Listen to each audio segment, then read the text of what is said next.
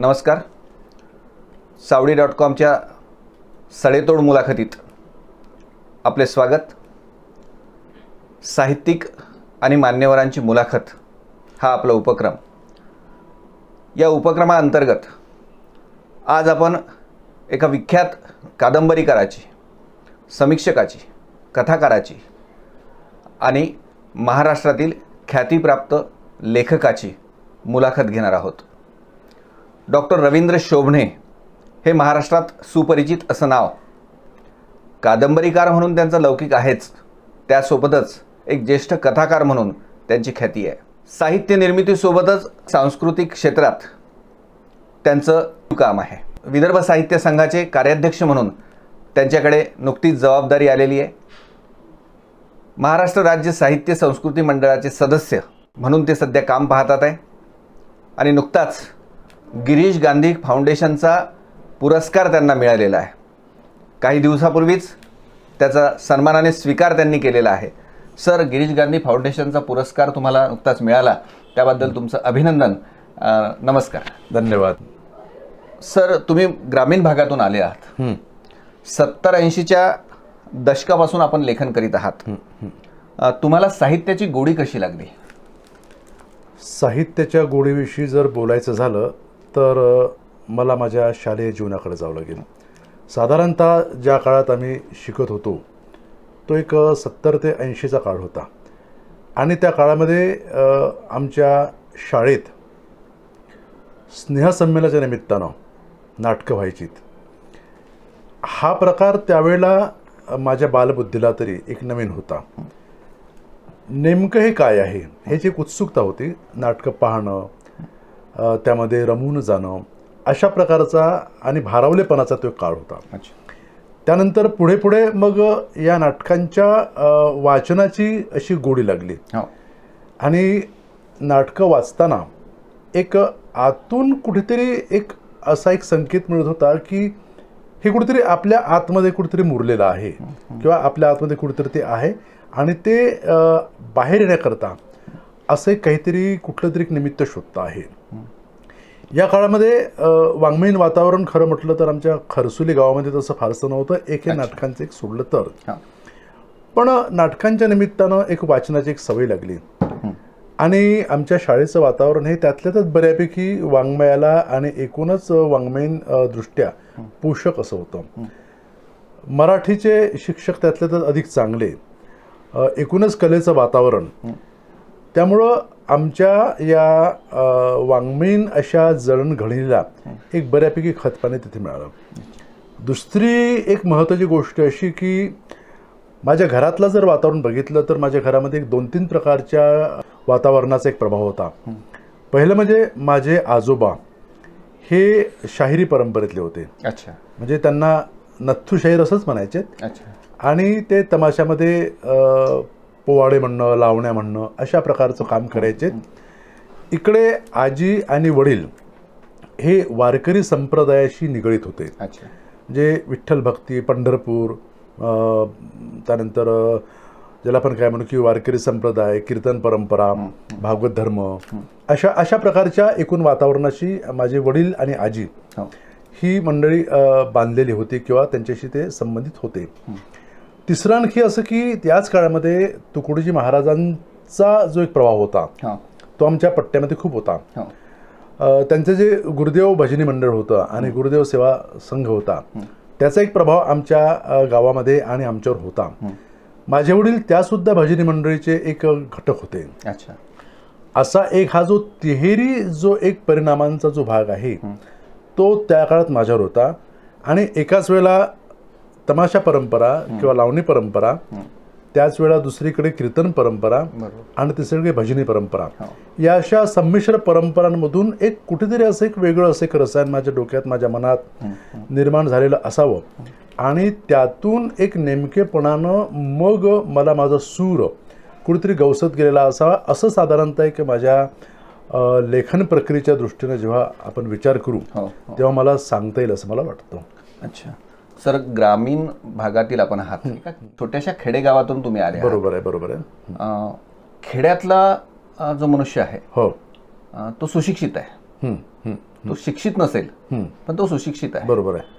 पण तुमचं अगदी छोटंसं खेडगाव, हो हो त्यामुळे साहित्यिक वारसा तुमच्या इथे किती होता हा एक फार मोठा प्रश्न आहे. बरोबर आहे. किंवा तसा संस्कार तुमच्यावर प्रत्यक्ष अप्रत्यक्ष कुटुंबाव्यतिरिक्त किती झाला हाही त्यामागे प्रश्न येतो. नित्य वाचनाकडे, नाटक असेल किंवा कथा कादंबऱ्यांकडे असेल, तर ह्याची ओढ तुम्हाला कशी लागली?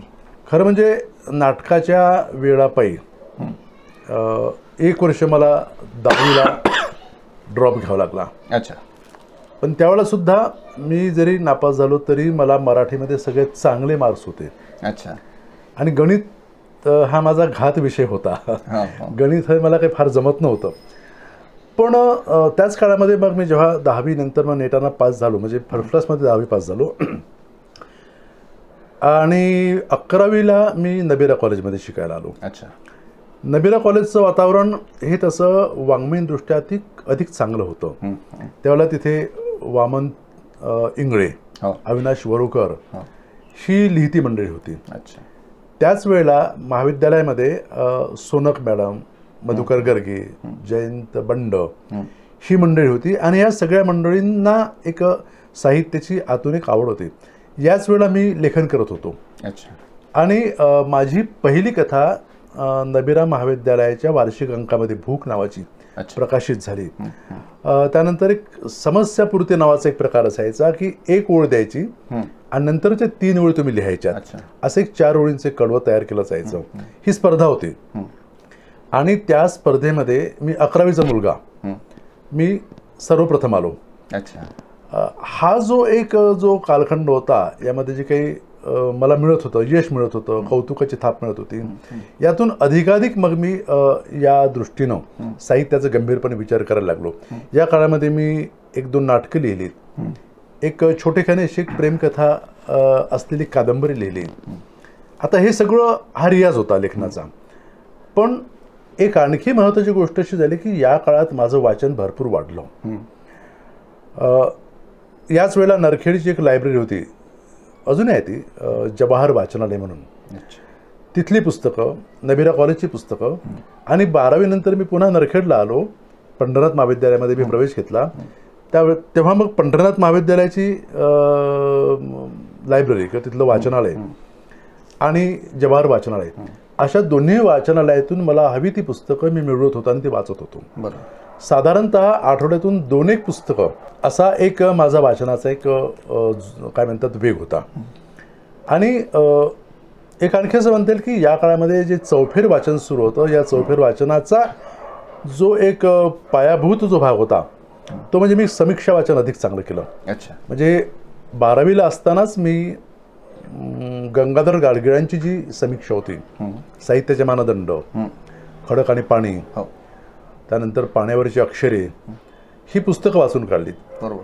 त्यामुळं कुठली चांगली पुस्तकं आहेत, कुठली पुस्तकं माइलस्टोन्स आहेत किंवा साहित्याचे मानदंड म्हणून कुठली पुस्तकं मराठी साहित्यात आहेत, ह्याचा एक विचार त्याच काळामध्ये मला मानवला, भावला म्हणा किंवा मला ते जाणवलं. आणि त्या पद्धतीनं मग मी ते वाचायला लागलो. ह्याच्यामध्ये मग ज्या कलाकृती मी वाचलेल्या नव्हत्या अशा सगळ्या कलाकृतींचं वाचन होत गेलं. आणि पंढरनाथ महाविद्यालयाचे जे प्राचार्य होते ते सुद्धा मराठीचेच होते प्राध्यापक. त्यांच्या श्रीमती पण मराठीच्या होत्या आणि वासुदेव डहाके सुद्धा आम्हाला शिकवणारे ते मराठीचे होते. तर या सगळ्यांच्या संस्कारामधून एक हा वाचनाचा आणि लेखनाचा जो एक माझ्या मनात असलेला जो एक धागा होता हा अधिक बळकट होत गेला. लेखन करायचो आणि केलेलं लेखन इतरांना वाचायला द्यायचो. त्यातून आपलं काय चुकलं किंवा आपलं काय फसलं, आपण बरं लिहिलं की वाईट लिहिलं, ह्याचा एक अदमास यायचा. आणि त्याच वेळा ते सुचवायचे त्या पद्धतीचं वाचन करायचो. अशा या प्रवासामध्ये एक लेखक म्हणून, एक कलावंत म्हणून माझा एक पिंड घडत गेला असं मला वाटतं. नाटकं तुम्ही नंतरच्या काळात लिहिली का, हा एक भाग. आणि त्या आधीचा प्रश्न असा आहे सर की वाचक असणं वेगळं आणि साहित्यिक असणं वेगळं, तशी निर्मिती करणं वेगळं. तर तुम्ही साहित्यिक म्हणून जे आज तुमचा लौकिक आहे, तर साहित्याकडे तुम्ही वळला ते एक अपघात म्हणून की कुणाचं अनुकरण करायचं म्हणून? दोन्हीपेक्षा मी तिसरं त्याचं उत्तर देईन की ते एक आंतरिक ऊर्जा होती. अच्छा. मी पहिलं नाटक जे लिहिलं ते 7व्या वर्गात असताना लिहिलं, विजय कधी सत्याचाच. हो. आणि त्याचा प्रयोग एका म्हणजे गाई म्हशी बांधण्याचा जो गोठा असतो ना, त्यात तो प्रयोग आम्ही केला. त्यामुळं हे जे पहिलं जे आतला जो एक हुंकार होता तो त्या निमित्तानं आला. दुसरं कसं की तुकडोजी महाराजांचा तुम्ही उल्लेख केला. तुकडोजी महाराजांची प्रत्यक्ष माझी भेट झालेली आहे. तुकडोजी महाराजांचा काय म्हणतात हात आशीर्वाद माझ्या पाठीवर पडला नरखेडला असताना त्यांनी आशीर्वाद दिला आणि ते माझ्या वडिलांना असं म्हणाले की केशवराव तुमचा मुलगा फार मोठा होईल वगैरे वगैरे. आता मोठा होईल हा प्रत्येक संताचा एक आशीर्वाद प्रत्येकाला असतो, पण एक त्यातून एक ते असं काहीतरी आहे. दुसरं असं की नाटक हा वाङ्मय प्रकार मी सुरुवातीला अधिक लिहित होतो. त्याच वेळेला मग हळूहळू मग कथेकडे मी वळायला लागलो. काही गोष्टी किंवा काही कथानकं किंवा काही आपल्याला ज्या सुचणाऱ्या ज्या थीम्स असायच्यात किंवा अनुभव असायचे ते असे असायचे की ते नाटक या वाङ्मय प्रकारामध्ये कितपत बसेल हे जरा साशंक व्हायचो मी तेव्हा. कविता पण लिहायचो मधून.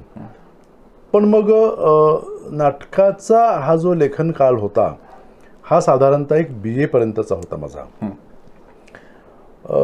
पण यात अडचण अशी होती की नाटक लिहायचं आणि त्याचं बाळ घरी ठेवायचं, त्याच्या पलीकडे त्याला कुठलाही दुसरा पर्याय नसायचा. नाटक प्रयोगरूपानं रंगमंचावर आणायचं त्याला खर्च लागायचा. बरं दुसरी कुठली संस्था ते नाटक आणणार त्यांना सुद्धा खर्च लागायचा. माझ्यासारख्या नव्या लेखकाला अशा प्रकारे रंगभूमीवर स्थान मिळणं त्या काळात तरी अशक्य होतं. मग याच काळामध्ये एक आमच्या गावामध्ये एक अशी बाई होती. ती बाई तशी चर्चेतली बाई होती, ज्याला पण असं म्हणू की चारित्र्यानं थोडीशी सैल असलेली, आणि तिच्याविषयीचे अनेक प्रवाद होते.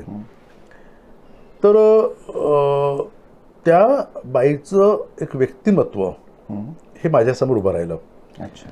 आणि मला असं वाटलं की या बाईच्या एकूणच आपल्या दृश्य भागातल्या व्यक्तिमत्वाच्या मागे जाऊन तिच्या अदृश्य आणि अव्यक्त अशा व्यक्तिमत्वाचे काही पदर आपण जर तपासून पाहिलेत तर कदाचित एखादी चांगली कथा चांगली कादंबरी निर्माण होऊ शकेल.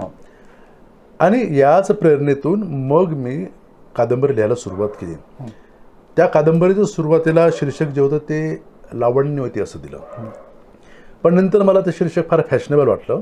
नंतर तेच शीर्षक मग मी बदलून प्रवाह असं ठेवलं. आणि ही कादंबरी लिहून झाल्यानंतर मग मी काही माझ्या मित्रांना प्राध्यापकांना वाचायला दिली. त्यांच्या सूचना स्वीकारल्या, त्यांचा विचार केला आणि त्यानंतर पुन्हा तिथं दुसऱ्यांदा तिसऱ्यांदा पुनर्लेखन केलं. त्याच वेळेला महाराष्ट्र राज्य साहित्य आणि संस्कृती मंडळाची एक बातमी आली की नवीन लेखकांना पुस्तक प्रकाशनाकरता अनुदान दिलं जातं.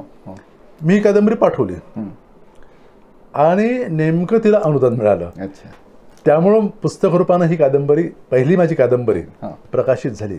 आज जेव्हा मी त्या कादंबरीकडे पाहतो तेव्हा मला असं वाटतं की हे लेखन फार कच्चं आहे, पण त्याच वेळेला हेही मला जाणवतं की कादंबरी सारख्या एका दीर्घाशयी आणि मोठ्या पल्ल्याच्या वाङ्मय प्रकाराला हाताळण्याची एक कुवत आपल्यात आहे, ही जाणीव मला त्यावेळेला झाली. आणि त्या ज्याला आपण काय म्हणू की आपल्या घरातलं एखादं पत्य असं असतं की जे थोडंसं किरटं निपजतं, थोडंसं ते अशक्त असतं, पण तरी ते आपलं असतं. या भावनेतून निर्मितीचा तो आनंद जो आहे या भावनेतून मी त्या लेखनाकडे पाहतो. आणि त्यामुळं मला माझ्या लेखनातला तो टप्पा, ती अवस्था अतिशय महत्त्वाची वाटते. आणि तिथून मग हा प्रवास जो सुरू झाला तो आज तगायत सुरू झालाय असं मला म्हणता येईल. अच्छा, आपण एक ख्यातीप्राप्त एक साहित्यिक आहात, महाराष्ट्रात तुमचा लौकिक आहे. तुमच्या साहित्य निर्मितीच्या प्रेरणा कोणत्या आहेत? या प्रेरणा दोन प्रकारच्या सांगता येतील. एकतर लौकिक प्रेरणा ज्या होत्या त्या लेखनाच्या संदर्भात वाचनाच्या होत्याच. विविध प्रकारचं वाचन आणि बऱ्यापैकी चांगलं वाचन मी करत होतो. दुसरी प्रेरणा होती की त्या ज्या प्रदेशात मी वावरलो किंवा ज्या प्रदेशात माझं बालपण गेलं तो प्रदेश. मुळात गंमत काय झाली की या काळामध्ये मी श्रीना पेंडसे, चित्रम खानोलकर, रवा दिघे या लेखकांच्या कादंबऱ्या समूळ वाचून काढल्यात. समूळ याचा अर्थ की जवळजवळ सगळेच, म्हणजे त्यांच्या ज्या ज्या कादंबऱ्या प्रकाशित आहेत किंवा ज्या कादंबऱ्या मला माझ्या हाताशी लागतील ह्या सगळ्या कादंबऱ्या मी त्या काळात वाचून काढल्या. आणि एक प्रदेशनिष्ठा किंवा प्रादेशिक वैशिष्ट्य हे लेखनात असतं, ते कसं व्यक्त होतं, कसं व्यक्त होऊ शकतं, या संदर्भातला एक विचार त्याच काळात माझ्या डोक्यामध्ये एक फिरायला लागला. आणि याच वेळेला मग एक आपलं नातं एक प्रादेशिकतेशी आहे ही एक जाणीव मला झाली. ग्रामीणतेशी आपलं नातं ही जाणीव फार उशिरा झाली, पण पहिली जाणीव प्रादेशिकतेशी होती. म्हणजे माझी जी रक्तध्रुव कादंबरी आहे, प्रवाह आणि रक्तध्रुव या 2 कादंबऱ्याच्या मध्ये आणखी एक मी कादंबरी लिहिली होती, छोटीशी कादंबरी. ती नंतर मलाच आवडली नाही, नंतर मी ती रद्दबादल केली. तर त्यामध्ये सुद्धा एक प्रादेशिक वैशिष्ट्यपूर्ण असं एक जीवनदर्शन असं मी त्या कादंबरीमध्ये चितारण्याचा प्रयत्न केला. आणि प्रादेशिकता आणि प्रादेशिक वातावरणामध्ये किंवा प्रादेशिकतेमध्ये उभी राहणारी वाढणारी माणसं ह्यांचं एक सायुज्यत्व, ह्यांचं एकमेकांशी असलेलं नातं, ह्यातून मानवी नातेसंबंध उलगडत नेण्याचा एक प्रयत्न मी मग नंतरच्या माझ्या लेखनातून करायला लागलो. तर ह्या ज्या प्रेरणा, त्या प्रेरणा या पद्धतीनं एक वाचनाच्या प्रेरणा जशा असतील तशा त्या लेखनाची सुद्धा प्रेरणा आहे.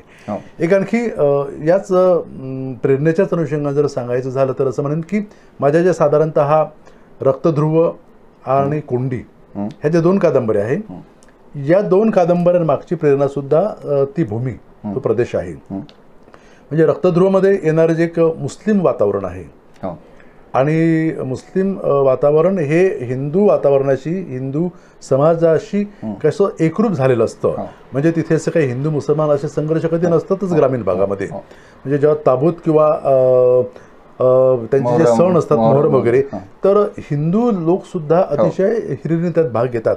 माझ्या घराला लागूनच एक पीरबाबाचं ठाणं होतं, अगदी घराला माझ्या लागूनच, आणि त्या घरातून ताबूत निघायचा आणि या ताबुतामध्ये आम्ही सुद्धा त्या यात्रेत सहभागी व्हायचो. तर एक सुलेमान नावाचा एक फकीर होता आमच्या गावात. तो पहाटे 4, 4:30, 5 वाजता उठायचा आणि रोजाच्या दिवसामध्ये तो गाणी म्हणायचा. सजन रे झूठ मत बोलो, खुदा के पास जाना है, नहाती है ना घोडा है, वहा पैदल ही जाना है, हे गाणं तो सतत म्हणायचा. आणि त्या गाण्याच्या आवाजाने मला जाग यायची. खूप वर्ष कुठेतरी हे गाणं माझ्या मनामध्ये असं एक काय म्हणता येईल वाजत होतं.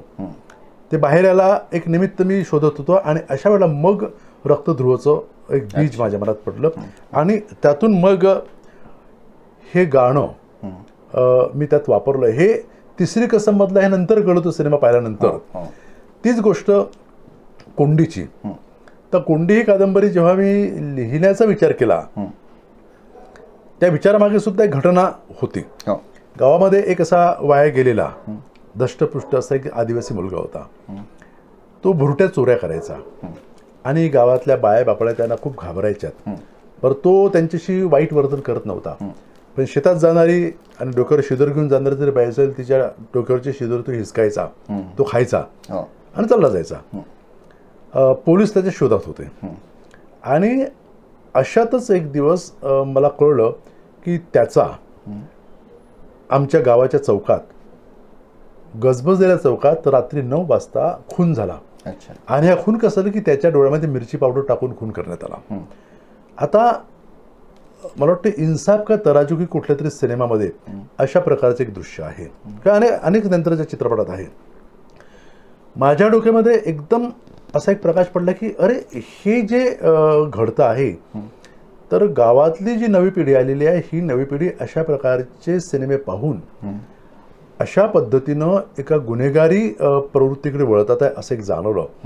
आणि ती घटना बाजूला पडली आणि मग परिस्थितीनं गांजलेला, परिस्थितीने पिचलेला, स्वतःचा काही असा एक दोष नसताना सुद्धा त्याच्या माथी मारल्या गेलेलं कलंकत्व आणि तो झालेला बदनाम, अशा पद्धतीचा एक वसंत नावाचा एक तरुण माझ्या समोर उभा राहिला आणि त्यातून मग ही कादंबरी घडली. तर हे जे संबंध जे आपण जेव्हा पाहतो, यातून या ज्या लेखनामागच्या ज्या प्रेरणा आहेत, या प्रेरणा शोधताना अशा त्या लौकिक आणि प्रादेशिक प्रेरणा माझ्या लेखनाच्या मागे उभ्या आहेत असं निश्चितपणे मला वाटतं. एक लेखक म्हणून तुमची जडणघडण होत असताना मराठीतील प्रसिद्ध जे लेखक आहेत त्यापैकी आदर्श तुम्ही तुमच्या समोर कोण होता? असा एक विशिष्ट असा एक लेखक म्हणून आदर्श नव्हताच. काय होतं की लेखनाला आणि जीवनाला किंवा जगण्याला एक समग्रपणे समजून घेणं, अच्छा. हे एक तुम्ही म्हटलं तर शहाणपण, हो. ते माझ्या व्यक्तिमत्वात खूप आधीपासून आलं आहे असं मला वाटतं.